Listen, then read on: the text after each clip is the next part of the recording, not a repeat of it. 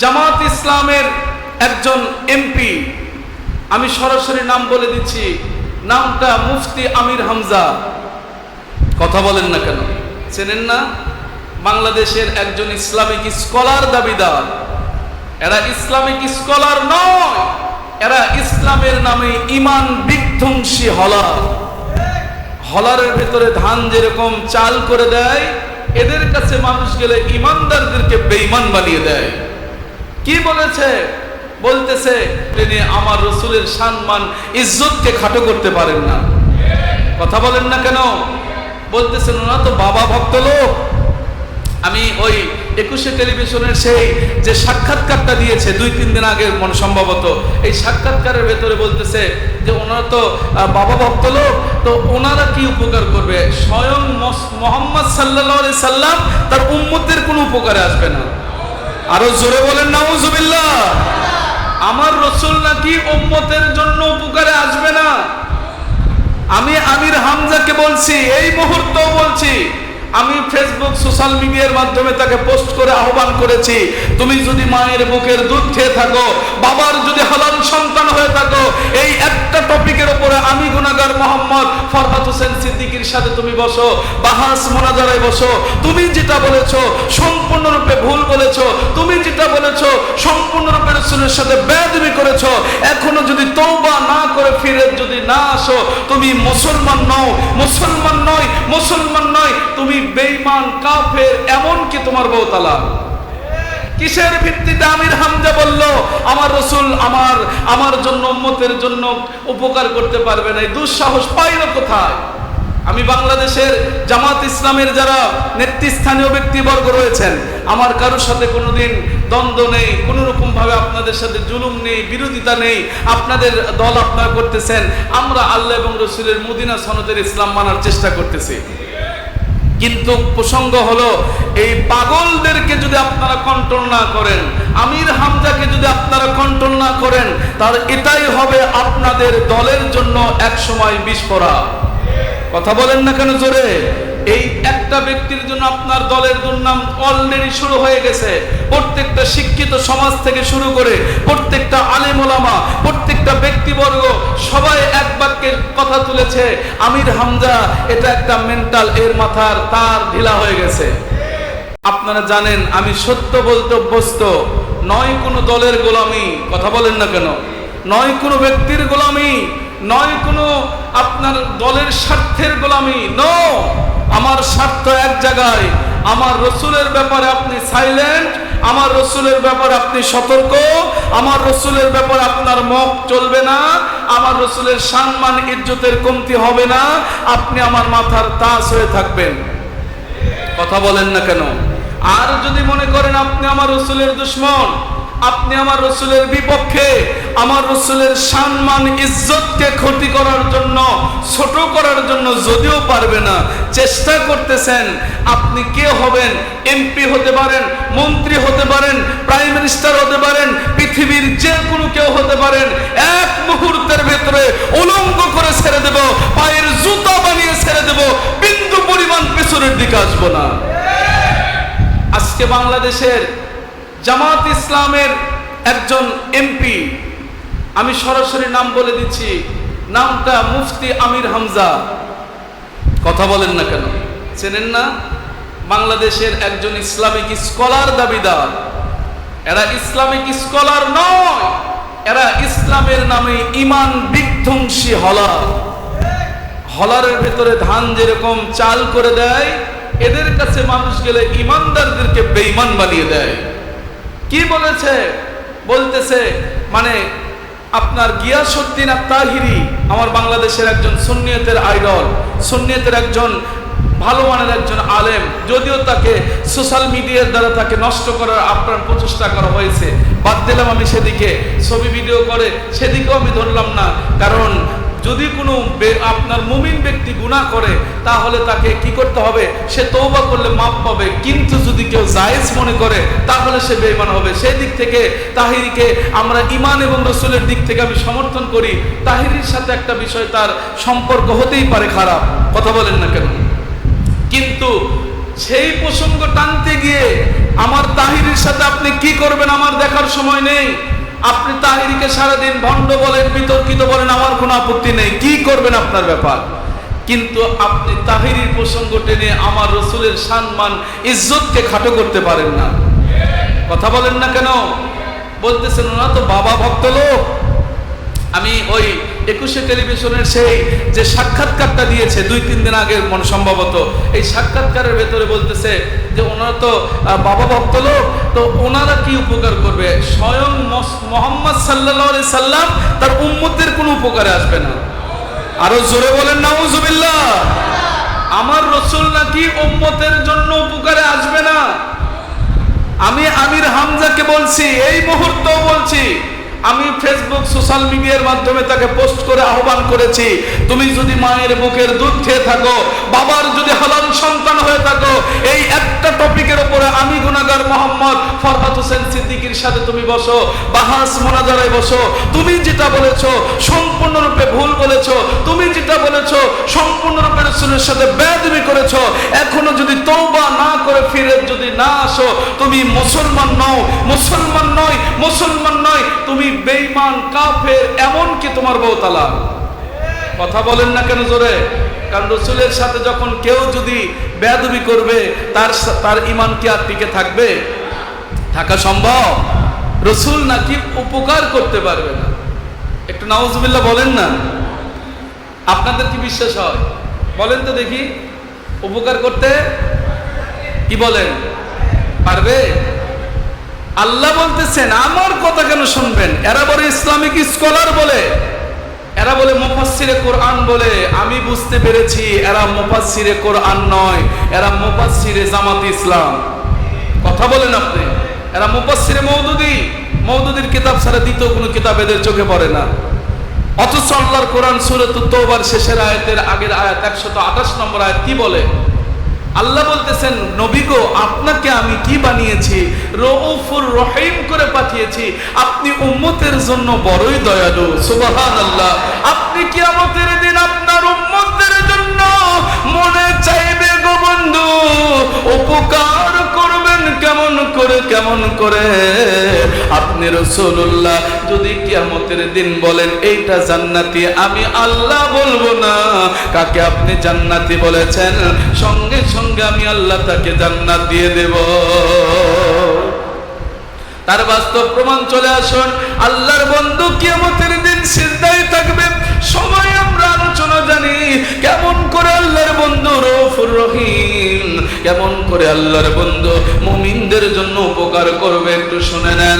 এই আমির হামদের শুনে নাও, এই আমির হামদের চামচা যারা রয়েছে সবাই মিলে শুনে নাও, কেমন করে আমার আল্লাহর বন্ধু আমার রাসূলুল্লাহ সাল্লাল্লাহু আলাইহি সাল্লাম আমাদের মতো গোলামদেরকে কেমন করে উপকার করবে।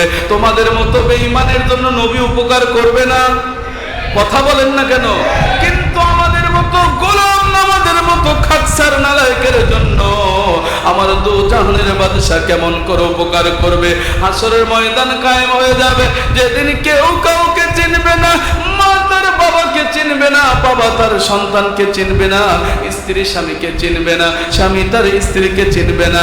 এমন একটা কঠিন মুহূর্ত যখন কায়েম হয়ে যাবে, আল্লাহর বন্ধু দু জাহানের বাদশা মুহাম্মদুর রাসূলুল্লাহ সাল্লাল্লাহু আলাইহি ওয়াসাল্লাম হাসরবাসীরা চলে যাবে আদম আলাইহিস সালামের কাছে। আমরা সবাই জানি না? সবাই চলে যাব হাসরবাসী আদম আলাইহিস সালামের কাছে। আদম আলাইহিস সালাম বলবে, আজকে হাসরের দিন তো আমার নয়, আজকে হাসরের দিন একমাত্র রহমাতাল লিল আলামিনের জন্য। এই জন্য তিনি কিছু বলবেন না, চলে যাবেন হযরতে শীশ আলাইহিস সালামের কাছে। উনি বলবেন, আমি নয়, আরেকজনের কাছে যান। এইভাবে যাইতে যাইতে হাসরবাসীরা চলে যাবে এক হাসরের কোণায়, যেই জায়গাতে আমার আল্লাহর বন্ধু আসা আইয়াবা আসাকা রব্বুকা মাকামান মাহমুদা।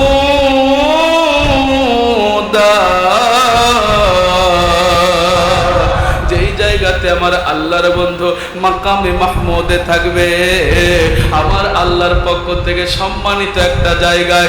এমন সময় হাসরবাসী রয়েছে, আল্লাহর বন্ধুকে বলবে, ও দু জাহানের বাদশা মুহাম্মদ রাসূলুল্লাহ সাল্লাল্লাহু আলাইহি ওয়াসাল্লাম, আমাদের জন্য একটু সুপারিশ করেন, আল্লাহ আমাদের বিচারের ফয়সালা করে দেয়। এবার আল্লাহর বন্ধু আমার আল্লাহর দরবারে সিজদায় পড়বে, কত দিন পার হয়ে যাবে, আমার আল্লাহ ডাক দিয়ে বলবে, বন্ধু গো আপনি কেমন করে উপকারী, ওয়ালাল আখিরাতু খায়রুল লাকা মিনাল উলা, হাসর তো সাজাইলাম আপনি নবীর জন্য গো নবী, ওয়ালা সাওফা ইউতিকা রাব্বুকা ফাতারদা, আপনি নবী যাকে ইচ্ছা সুপারিশ করতে থাকেন, আপনি খুশি না হওয়া পর্যন্ত আমি আল্লাহ আজকে হাসরের দিনে আপনাকে দিতেই থাকবো, দিতেই থাকবো আপনি নবীকে, আপনি যতক্ষণ চাইতে থাকবেন আজকে হাসরের দিনে আমি আল্লাহ দিতেই থাকবো। সুবহানাল্লাহ। হযরত আম্মা জান আয়েশা সিদ্দিকা রাদিয়াল্লাহু তাআলা আনহা কথা বলেছেন, ইয়া রাসূলুল্লাহ আপনি কতক্ষণ আপনি রাসূল খুশি হবেন না? সুবহানাল্লাহ বলেন। আল্লাহর বন্ধু বলেন, যতক্ষণ আমার একজন উম্মত, যে উম্মত আমি রাসূলকে মহব্বত করে ভালোবাসা দিয়ে এক ফোঁটা চোখের পানি ছেড়েছে, ওই উম্মত যতক্ষণ জাহান্নামে থাকবে আমি নবী ততক্ষণ খুশি হব না, আমার প্রত্যেকটা উম্মতকে সুপারিশ করে করে জান্নাতে নিয়ে যাব। যখন নবী আমাদেরকে সুপারিশ করে জাহান্নাম থেকে জান্নাতে নিয়ে যাচ্ছে, এটা কি উপকার নয়? কথা বলে না, উপকার নয়? তাহলে উপকার করতে পারবে না আমার রাসূল কে বলেছে? কিসের ভিত্তিতে আমির হামজা বলল আমার রাসূল আমার জন্য উম্মতের জন্য উপকার করতে পারবে না? এই দুঃসাহস পাইল কোথায়? আমি বাংলাদেশের জামাত ইসলামের যারা নেতৃস্থানীয় ব্যক্তিবর্গ রয়েছেন, আমার কারোর সাথে কোনোদিন দ্বন্দ্ব নেই, কোনো রকম ভাবে আপনাদের সাথে জুলুম নেই, বিরোধিতা নেই, আপনাদের দল আপনারা করতেছেন, আমরা আল্লাহ এবং রাসূলের মদিনা সনদের ইসলাম মানার চেষ্টা করতেছি। কিন্তু প্রসঙ্গ হলো, এই পাগলদেরকে যদি আপনারা কন্ট্রোল না করেন, আমির হামজাকে যদি আপনারা কন্ট্রোল না করেন, তাহলে এটাই হবে আপনাদের দলের জন্য এক সময় বিস্ফোরা। কথা বলেন না কেন জোরে? এই একটা ব্যক্তির জন্য আপনার দলের দুর্নাম অলরেডি শুরু হয়ে গেছে। প্রত্যেকটা শিক্ষিত সমাজ থেকে শুরু করে প্রত্যেকটা আলেম ওলামা, প্রত্যেকটা ব্যক্তিবর্গ সবাই এক বাক্যের কথা তুলেছে, আমির হামজা এটা একটা মেন্টাল, এর মাথার তার ঢিলা হয়ে গেছে, একে এখনো পর্যন্ত পাবনা হসপিটালে পাঠায়া একে চিকিৎসার প্রয়োজন। এ মনে করছে কি জানেন, এখন তো এমপির চেয়ার আমার, কথা কয় না, এমপিতে আমি বসেছি, যা মনে চাইবো তাই করব। বেটা তুমি এমপি হতে পারো, তুমি মন্ত্রী হতে পারো, কিন্তু রাসূলের কাছে তুমি যখন সম্মান হানি করেছো, সুন্নিয়তের মানুষের কাছে তোমার জুতারও দাম নাই। একটা জুতারও দাম দেওয়া যাবে, কিন্তু তোমাকে দাম দেব না আমরা। আমি ওপেন চ্যালেঞ্জ করেছি বাহাসের জন্য। আজকে আবার এরই আবার কোন এক পেতাত্তা আমাকে কল করেছে, আমি নম্বর সহ দিয়েছি, আমাকে কল করেছে নড়াইল থেকে, বলতেছে আপনি অমুক বলছেন, জি বলছিলাম, আপনি কি মুফতি আমির হামজা সাহেবকে চ্যালেঞ্জ করেছে? আমি হ্যাঁ ওপেন চ্যালেঞ্জ করেছি, ফেসবুক সোশ্যাল মিডিয়ার মাধ্যম দিয়ে আপনার আমির হামজাকে বসান। বলতেছে আপনি কে? আমি বললাম আপনি আমার পরিচয় না জেনেই কি আমাকে কল করছেন নাকি? কথা কয় না। আমি বললাম আপনি কে? বলতেছে আমি বাংলাদেশের একজন নাগরিক। আমি বললাম আপনি বাংলাদেশের নাগরিক, আপনার বাপ মাও নাই, আপনি কি অবৈধ সন্তান কিনা? আপনি কি বৈধ না অবৈধ সন্তান? আপনার জন্ম পরিচয় কি? আপনার বাবার নাম না মায়ের নাম বলতে বললে আপনি বলেন না, গ্রামের নাম বলেন না, আপনি কি অবৈধ সন্তান নাকি? অথবা আপনার কি ন্যাশনাল আইডি কার্ড নাই? বাংলাদেশের কি আপনি জঙ্গি সন্ত্রাসী গ্রুপের লিডার নাকি? যেই মাত্র এমনি বলেছি, আস্তে করে ফোন কাটিয়ে পালিয়ে চলে যাচ্ছে। আমি আপনাদের পায়ে হাত দিয়ে অনুরোধ করছি বাবারা, আমরা হতে পারে এটার পরে আমার জীবনের ঝুঁকি আসতে পারে, মাথায় রাখেন, এটার পর আমার জীবনে ঝুঁকি আসতে পারে, কিন্তু রাসূলের পক্ষে থাকতে গিয়ে জীবন দিতে রাজি, এজিদ বাহিনীর সামনে মাথা নত করতে রাজি নাই। রাজি আছেন আপনারা সবাই? এটার উপর কন্ডিশন আমাদের একটাই, যতক্ষণ মুফতি আমির হামজা এই বিষয়ের উপর তওবা না করবে, যতক্ষণ পর্যন্ত বসে প্রকাশ্য এসে পাবলিক প্লেসে সোশ্যাল মিডিয়ার মাধ্যম দিয়ে সারা পৃথিবীবাসীকে না জানাবে যে আমি এই কথা বলে ভুল করেছি, ততক্ষণ পর্যন্ত এর পেছনে নামাজ হবে না, এর কোনো হাতে কুরবানির গোশত খাওয়া জায়েজ হবে না, এর স্ত্রীর সাথে মিলনের ফলে যে সন্তান আসবে এটা অবৈধ সন্তান হবে, কারণ এ মুসলমান নয়, এ বেঈমান হিসেবে, কাফের হিসেবে এখন পর্যন্ত রয়েছে। যতক্ষণ পর্যন্ত তওবা করে নতুন করে কালিমা না পড়বে সে মুসলমান হতে পারবে না। এই জন্য আমার স্পষ্ট ফতোয়া, কে কি মনে করলেন, কে কি ভাবলেন, আই ডোন্ট কেয়ার, আমি কোনো কিছুর জন্য এগুলো নিয়ে কেয়ার করতে চাই না। তবে আমি আপনাদেরকে পায়ে হাত দিয়ে বলবো, আমি যে প্রসঙ্গ ধরেছি সেটা কি ভুল না সঠিক? সঠিক কিনা বলেন? আমার রসুলের সম্মান ইজ্জত ক্ষতি করবে, আমরা কি তাকে ছেড়ে দিয়ে কথা বলবো? আমার রসুলের ইজ্জত নিয়ে খাটো করবে, আমরা কি তার সাথে আপোষ করব? আমার রসুলের সাথে ইজ্জত নিয়ে যখন টানাছেড়া করবে, আমি কি তার সাথে বসে একসাথে বসে চা খেতে পারি? যে ব্যক্তি আমার রসুলের ইজ্জতকে নিয়ে খাটো করবে, আমি কি তার বাড়িতে ওঠা বসা করতে পারি? যে ব্যক্তি আমার রসুলের শানে ইজ্জতকে খাটো করার জন্য চেষ্টা করেছে, সে টুপিওয়ালা হোক আর জুব্বাওয়ালা হোক আর হাব্বাওয়ালা হোক আর পাগড়িওয়ালা হোক আর কোন বাংলাদেশের এমপি মন্ত্রী না ডিসি ওসি, আমার দেখার কোনো সময় নেই। I have no objection about our matter or party or personality or job or business or other or profession, কোনো বিষয় নিয়ে আমার কোনো অবজেকশন নেই। নবী ব্যাপারে সাইলেন্ট, আমরাও সাইলেন্ট। নবী বিষয়ে তোমার কথা চলে আসবে, আমাদের মুখ তোমরা বন্ধ করতে পারবে না যতক্ষণ পর্যন্ত শহীদ নুরুল ইসলাম ফারুকের মতো গলা কেটে আমাদেরকে শ্বাসরুদ্ধ করে হত্যা করে শহীদ করে দুনিয়া থেকে বিদায় না করে দেবা। ইমাম হোসাইন রাদিয়াল্লাহু তাআলা ওনার মতো যতক্ষণ পর্যন্ত মাথা কেটে আলাদা করে না দেবা, ততক্ষণ পর্যন্ত আমাদের জবান বন্ধ হবে না, বন্ধ হবে না, বন্ধ হবে না, ইনশাআল্লাহ। বলে আরো জোরে বলেন, রাজি আছেন সবাই? রাজি আছেন সবাই? আমি বাংলাদেশ বগুড়া সহ কুষ্টিয়া সহ, ওর বাসা তো কুষ্টিয়া সহ সারা বাংলাদেশের তৃণমূল পর্ব থেকে আপ লেভেল পর্যন্ত জামাত ইসলামের যত ব্যক্তিবর্গ রয়েছেন, আমি সরকারি দলের কাছে কেন ধর্ণা দিতে যাব বা তাকে কেন বলতে যাব? আমি তাদের কাছে বলছি, আপনার গ্রুপের এই লোককে এখন পর্যন্ত সংশোধন করা। সূরাতুল আপনি নিসা খুলে দেখেন, নবী কেমন করে উপকার করবে। সূরাতুন নিসা 4 নম্বর সূরা 5 নম্বর পারা মদিনায় অবতীর্ণ আইন আয়াত শরীফ নম্বর 64। আমার আল্লাহ বলেন, এ দুনিয়ার মানুষেরা গুনাহ করেছো? বলে হ্যাঁ গুনাহ করেছি। তোমার গুনাহ বেশি হয়ে গেছে? জি আল্লাহ বেশি হয়ে গেছে। তওবা করতে চাও? আল্লাহ তওবা করতে চায়। আল্লাহ বলতেছেন, তওবা করতে চাইলে জাউকা, তুমি চলে যাও আমার রাসূলের কাছে। রাসূল যদি বলে তওবা যদি তোমার কবুল করার জন্য আমি আল্লাহর কাছে যদি অ্যাপ্লিকেশন করে, লাওয়াজাদুল্লাহ তাওয়াবার রহিমা, আমি আল্লাহ তোমার ওই তওবাকে কবুল করে নেব।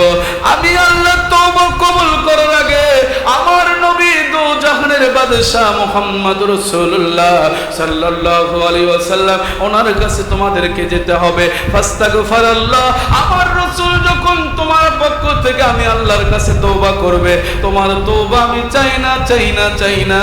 নবীর মধ্য দিয়ে তুমি আমি আল্লাহর কাছে তওবা করো। নবীর মধ্য দিয়ে যদি তুমি আল্লাহর কাছে তওবা করতে পারো, লাওয়াজাদুল্লাহ তাওয়াবার রহিমা, আমি আল্লাহ তোমার তওবা কবুলকারী হিসেবে তুমি আমি আল্লাহকে পেয়ে যাবা। জোরে বলুন সুবহানাল্লাহ। এ ভাই আমির হামজা দলের স্বার্থে পাগল না হয়ে এই আয়াতগুলো একটু দেখেন। আমার আল্লাহর কাছে যদি তওবা করতে হয়, নবীর কাছে যেতে হয়। সুবহানাল্লাহ বলেন। নবী যদি উপকারী না করতে পারলো, আমরা গুনাহগার, গুনাহ থেকে মাপ পাবো কেমন করে? আমরা যখন গুনাহ মাপ পাবো, আমাদের কি উপকার হলো না? তো উপকার হলো। আপনি কি বুঝে বললেন নবী উপকার করতে পারবে না? আপনার কমন সেন্স কোথায়? নাকি শুধুমাত্র দলের চশমা পরে অন্ধ হয়ে গেছেন? কোনটা বলতে হবে তো? নাকি ওই আরব রাজ্যের সৌদ বিন আব্দুর রহমান এবং আব্দুল ওয়াহাব নজদির কিছু মাল পানি পেটে ঢুকছে? কথা কয় না, নিশ্চিত ঢুকছে। দেখেন, আপনি খেয়াল করেন, আগে যখন এই কোম্পানির যেই হুজুরেরাই ছিল, তারা যখন বক্তব্য দিয়েছে কোরআন সুন্নাহর পক্ষে বলেছে, এখন আস্তে আস্তে নবী, খালি যেখানে যায় নবী, মাইনাস করো নবী। দেখেন একটা জিনিস খেয়াল করেন আপনারা, আল্লাহর সাথে কিন্তু ফিরাউনের কোনো সম্পর্ক খারাপ ছিল না। কথা কয় না। আপনার ফিরাউন কি কোনোদিন বলেছে যে আল্লাহ আপনাকে মানি না তাই বলছে? বলেনি। বরং বলতো যে আল্লাহ আপনি কিন্তু আমার সব, ওই যে পাহাড়ের গুহায় গিয়ে বলতো আল্লাহ আপনি কিন্তু আমার সব, সব দিয়ে দেন। কিন্তু মানতে পারেনি মুসা কালিমুল্লাহ আলাইহিস সালামকে। হযরত ইব্রাহিম খলিলুল্লাহ আলাইহিস সালামের সাথে শত্রুতা পোষণ করেছে নমরুদ, ইব্রাহিমের সাথে শত্রুতার কারণে আল্লাহর সাথে শত্রুতা হয়ে গেছে। ঠিক তেমনি ভাবে আমার আখির নবী মুহাম্মদ রাসূলুল্লাহ সাল্লাল্লাহু আলাইহি সাল্লাম, ওনার সাথে কিন্তু আবু জাহেলের সম্পর্ক খারাপ, যার কারণে আল্লাহর সাথে সম্পর্ক খারাপ হয়ে গেছে। সূরা কাফিরুন খুলে দেখেন তার শানি নজুরটা কি। একবার এসে কাফেররা কি বলেছিল যে মুহাম্মদ সাল্লাল্লাহু আলাইহি সাল্লাম আমাদের তো আল্লাহর সাথে কোনো ঝামেলা নাই, তাহলে এক কাজ করা যায়, একবার আপনারা আমাদের মন্দিরে আসেন, একবার আমরা আপনাদের আল্লাহর দরবারে গিয়ে সিজদা দিচ্ছি। তার মানে কি আল্লাহর সাথে ঝামেলা? আল্লাহর সাথে ঝামেলা নয়, কিন্তু ঝামেলা কোন জায়গাতে পড়লো? নবীকে নিয়ে ঝামেলা হয়েছে। আল্লাহর আইন হলো মাইয়ুতির রাসূল ফাকাদ আতা আল্লাহ, আমার রাসূলকে যে মানলো আমি আল্লাহকে সে মেনে নিল। সুবহানাল্লাহ বলে। ঠিক তেমনি ও যখন বলেছে রাসূল উপকার করতে পারে না, আমাদের আকায়েদ হলো রাসূল উপকার করতে পারে। রাসূলের উপকার মেনে নেওয়া মানে আল্লাহর উপকার মেনে নেওয়া। ও রাসূলকে অস্বীকার করেছে, পক্ষান্তরে মনে মনে ভেতর থেকে সে আল্লাহকে অস্বীকার করেছে। কারণ মাইয়ুতির রাসূল ফাকাত আতা আল্লাহর ব্যাখ্যা, যেইভাবে যে কোনো কন্ডিশনে রাসূল ছাড়া দ্বিতীয় কোনো অপশন নেই আল্লাহ পর্যন্ত পৌঁছার। সুবহানাল্লাহ বলেন। এই জন্য বাবারা পায়ে হাত দিয়ে বলছি আপনাদের, আজকে দেখেন বাংলাদেশের পার্শ্ববর্তী দেশ আমাদের ইন্ডিয়া, এই ইন্ডিয়াতে যখন মন্দিরের লোকেরা অর্থাৎ এই আপনার কি বলে হিন্দু গোষ্ঠীগুলো আমার মুসলমানদের মসজিদগুলো ভেঙে ভেঙে ধ্বংস করে দিচ্ছে, মুসলমানদের ঐতিহ্যগুলো, মুসলমানদের যেই কাজগুলো নষ্ট করে দিচ্ছে, বাংলাদেশের এই সমস্ত হুজুরদের মুখের ভেতরে কুলুপ শিপিয়ে দিয়েছে। কথা বলেন না কেন? কিন্তু এক সময় এরাই কিন্তু বাংলাদেশের মন্দির পাহারা দিয়েছে, কথা কয় না। মন্দির পাহারা দিয়েছে, মাজারে হামলা করেছে, মন্দির পাহারা দিয়েছে। বুঝলাম তোমরা ধর্মীয় সংস্কৃতি রক্ষা করতে চাও, তাহলে ভারতে যখন বাংলাদেশের আত্মার প্রাণ, বাংলাদেশের কলিজার টুকরা পীর মাশায়েখ এবং বাংলাদেশের সেই সমস্ত আনিত বিধানের মসজিদগুলোতে হামলা হয়, তোমাদের জবান থেকে কথা বের হয় না কেন? তাতে কি আমরা বুঝবো তোমরা হিন্দু কোম্পানির সাথে যুক্ত, ভারতের রর সাথে তোমাদের লগিং রয়েছে, ওপরে তোমরা শুধু মুসলমানিত্ব দেখাও, ওপরে খালি হুজুরগিরি দেখাও, ভেতর থেকে তোমাদের কানেকশন হিন্দুদের সাথে আছে। এই জন্য বাবারা পায়ে হাত দিয়ে বলছি আপনাদের এখনই সতর্ক হওয়ার সময় এসেছে। আমরা যদি এই সময় সতর্কবার্তা নিজেরা না নিতে পারি, এরা যদি এইরকম কন্ডিশন করে চলতেই থাকে, এখনো যদি এদেরকে রুখে দিতে না পারেন, এক সময় আসবে এরা মনে করেন ইসলামকে শুধু ইসলামের লেভেলে রাখবে, পার্শ্ব সব কিছু তারা বিক্রি করে দিয়ে ইমানকে আপনার হারা করে দেবে। বর্তমানে যে কন্ডিশন তারা চালাচ্ছে দেখেন, আস্তে করে বলে দিল রাসূল কোনো উপকার করতে পারে না। এখন এই কন্ডিশন, এই আকাইদ যদি আপনি নিয়ে নেন, আমির হামজার এই আকাইদ যদি আপনার ভেতরে লালন করেন, নবী কোনো উপকার করতে পারবে না, তাহলে নবীর উপর আপনার আর ইশক মহব্বত কোনোদিন আসবে না। কথা কন না কেন জোরে? আর বাংলাদেশের এদেরকে ফলো করে কারা? এদেরকে ফলো করে এদের মতোই যারা মেন্টাল, কোন সুস্থ মস্তিষ্কের মানুষ আমির হামজাকে অনুসরণ করতে পারে না, কারণ এর মাথা পুরোটাই গেছে। আমি আপনাদেরকে আবারও বলছি, যদি আমার এই মসজিদের ভেতরে কোনো ওই কোম্পানির কোনো ভাইয়েরা যদি থেকে থাকেন, আপনারা ঊর্ধ্বতন পর্যন্ত যোগাযোগ করেন যে এর চিকিৎসার প্রয়োজন। কথা কর না কেন জোরে? সোশ্যাল মিডিয়ার মাধ্যম দিয়ে সারা পৃথিবীতে আমি জানিয়ে দিয়েছি, আমির হামজার সাথে ওপেনে যে কোনো সময়, যে কোনো টাইমে, যে কোনো ময়দানে আমি বসতে রাজি। রসুলের মহব্বত নিয়ে সামনে এগিয়ে যাব, রসুলের ইমাম হোসাইনের ঝান্ডা উঠিয়ে সামনের দিকে যাব। রসুল উপকার করতে পারে, আমি কোরআন সুন্নাহ দিয়ে প্রমাণ দেব, আর ও প্রমাণ দেবে কোরআন সুন্নাহ দিয়ে রসুল উপকার করতে পারে না। কথা কন না কেন জোরে? ঠিক আছে না? এই একটা কন্ডিশনে দেখি কে ইমানদার আর কে বেঈমান প্রমাণ হয়ে যাবে ইনশাআল্লাহ। আমরা অলির সেনারা পিছনের দিকে আসবো, আমরা নবীর সেনা আল্লাহ সারা কারো, বলেন আমরা অলির সেনা আল্লাহ সারা কারো ভয় করি না, আমরা নবীর সেনা আল্লাহ সারা কারো ভয় করি না, বাতিলের ভয়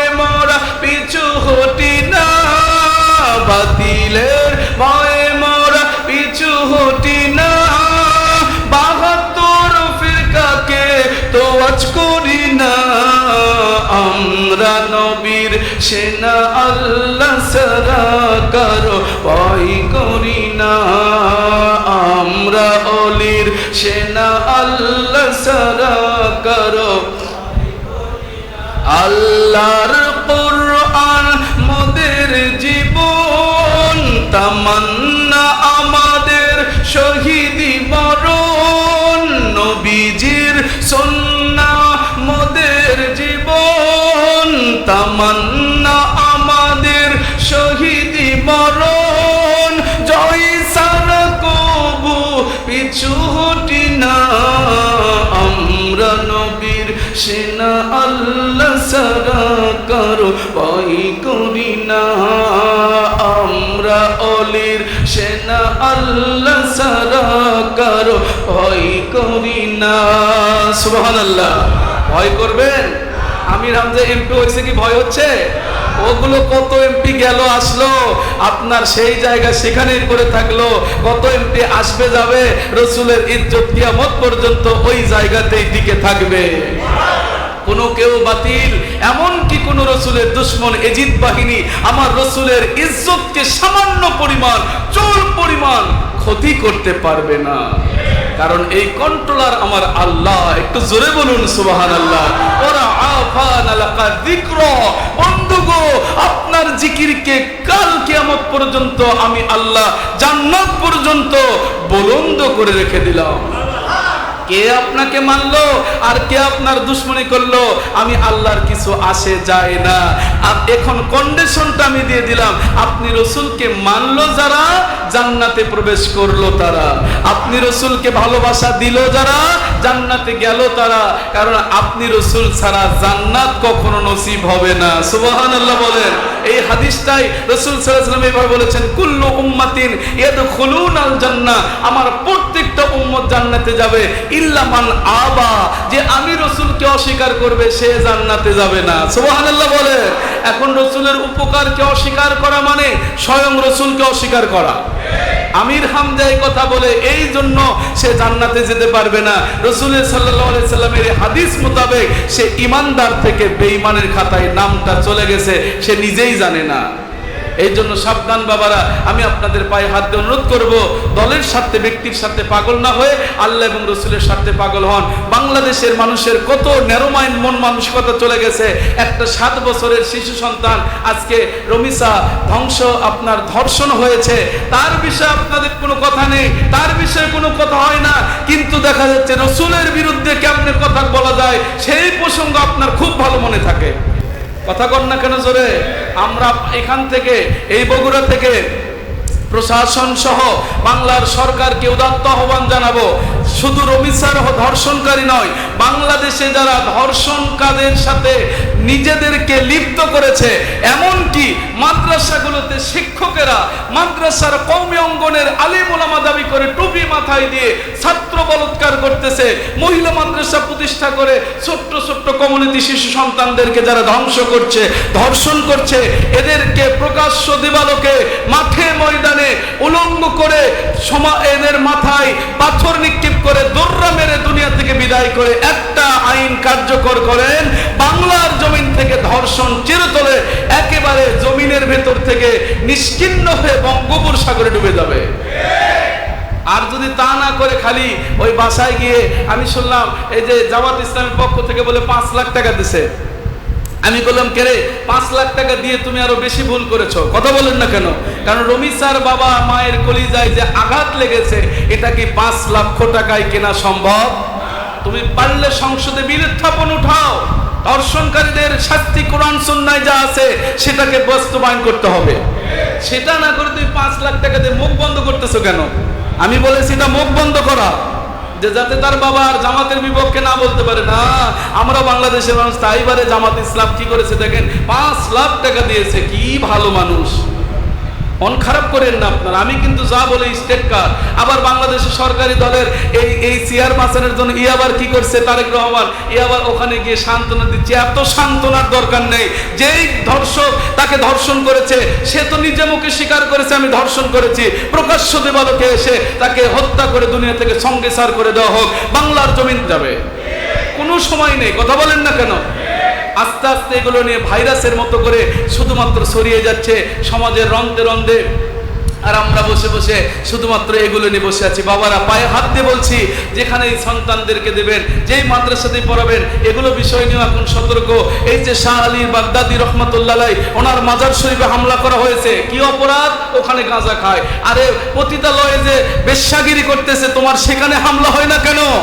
মদের বারের ভেতরে মদ খুলে খাচ্ছে, প্রকাশ্য দেবালোকে ফেন্সিডিল। যুবকের আজকে কলেজের ময়দানে যাইতে পারি না আমরা, ফেন্সিডিলের গন্ধে আজকে তারা গাঁজা খাচ্ছে বসে, সেগুলোতে তোমাদের হামলা হয় না।